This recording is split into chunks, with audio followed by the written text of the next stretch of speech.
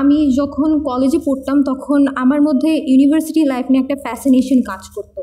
আমার ইউনিভার্সিটি লাইফের শুরুর দিকটা একদম আমার মানে এক্সপেকটেশনের মতো ছিল না। আমি যেরকমটা চিন্তা করছিলাম একদম তার অপোজিট ছিল। আমি ইউনিভার্সিটির শুরুর দিকে অনেক র্যাগিং ফেস করি।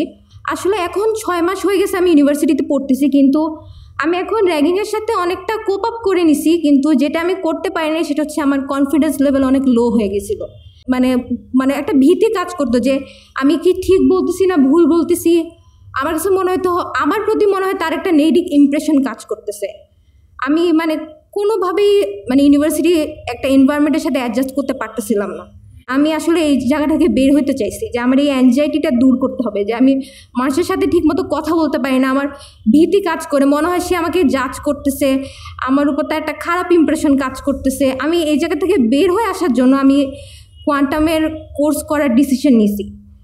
আমি মানে প্রথম দিন কোয়ান্টামের কোর্সের একদম ফার্স্ট দিন গুরুজি যেটা আমি গুরুজির কাছ থেকে শিখছি সেটা হচ্ছে ইতিবাচকতা, যে ইতিবাচক চিন্তার ইনিশিয়েশন ঘটানো নিজের ভিতরে এবং সেটা স্প্রেড করে দাও অন্য মানুষের ভিতরে। এখন আমার রিয়েলাইজ হইতেছে যে মানে যেগুলো আমি চিন্তা করছিলাম, হয়তো আমি যাদের ব্যাপারে চিন্তা করছিলাম যে হয়তো তার একটা নেগেটিভ ইন্টেনশন আছে আমার প্রতি বা এরকম, আমার এখন একটু মনে হচ্ছে যে হয়তো আমি ভুল চিন্তা করতেছিলাম। আমার কাছে মনে হয় যে মানে সব কিছু আসলে এভাবে নেগেটিভলি দেখা উচিত না, এটাকে আসলে অন্যভাবে দেখা উচিত। আর আমার কাছে আরেকটা জিনিস যেটা আমাকে সবচেয়ে বেশি হেল্প করছে সেটা হচ্ছে হিলিং মেডিটেশন, যেটা নিরাময় মেডিটেশন। সেটা আসলে গুরুজি যেটা সেকেন্ড দিন বলছিলেন যে নিজেকে ক্ষমা করতে হবে এবং মানে যারা তোমার সাথে খারাপ আচরণ করছে তাদেরকেও ক্ষমা করা শিখতে হবে। যদি ক্ষমা না করতে পারো তাহলে হচ্ছে তুমি মানে মনের যে ক্ষতগুলা সেগুলো তুমি কখনোই হিল করতে পারবে না, সেগুলো কখনোই মানে মনের ক্ষতগুলো মনেই রয়ে যাবে। তো আমি যেই জিনিসটা শিখছি যে আমি যাদেরকে মনে করতাম যে যারা আমার সাথে এরকম খারাপ আচরণ করছে মানে তাদের প্রতি আমার সবসময় একটা ক্ষোভ কাজ করতো, আমি মনে হয় তাদেরকে আসলে মানে হিলিং মেডিটেশনের মাধ্যমে আসলে আমি তাদেরকে মনে হয় আমি নিজেকে ক্ষমা করতে পারছি এবং তাদেরকেও আমি ক্ষমা করে দিতে পারছি। যে আমার ঝেড়ে ফেলতে হবে আমার জীবনে যে কষ্টগুলো ওগুলো আমার ঝেড়ে ফেলতে হবে, আমাকে সামনে এগিয়ে যেতে হবে, ঝেড়ে ফেলতে হবে।